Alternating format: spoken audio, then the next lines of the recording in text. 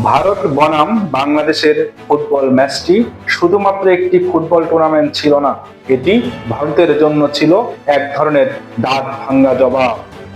যারা ভেবেছিল বাংলাদেশ মানেই শুধু ক্রিকেট, ফুটবল এখানে নামমাত্র, তাদের মুখের ওপর আজ জোরে চপেটাঘাত।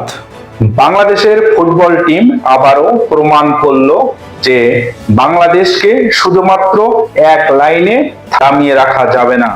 ক্রিকেটে প্রভাব আছে, মিডিয়ার কাভারেজ আছে, স্পন্সর আছে, কিন্তু প্রশ্ন হচ্ছে কেন পিছিয়ে থাকবে বাংলাদেশের ফুটবল? আজ মাঠে যা দেখা গিয়েছিল তা ছিল মূলত ক্ষোভ, জেদ আর নিজেদের প্রমাণ করার লড়াই। প্রতিটা পাশে ছিল বার্তা, প্রতিটা ট্যাকেলে ছিল প্রতিবাদ। আমাদের সুযোগ দিন, আমরা দেখিয়ে দেব।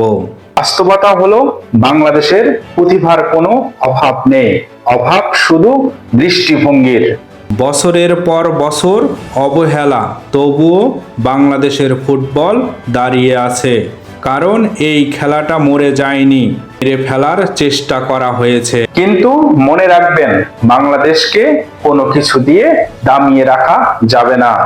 আজ ফুটবল বলছে আমাদের থামিয়ে রাখার দিন শেষ।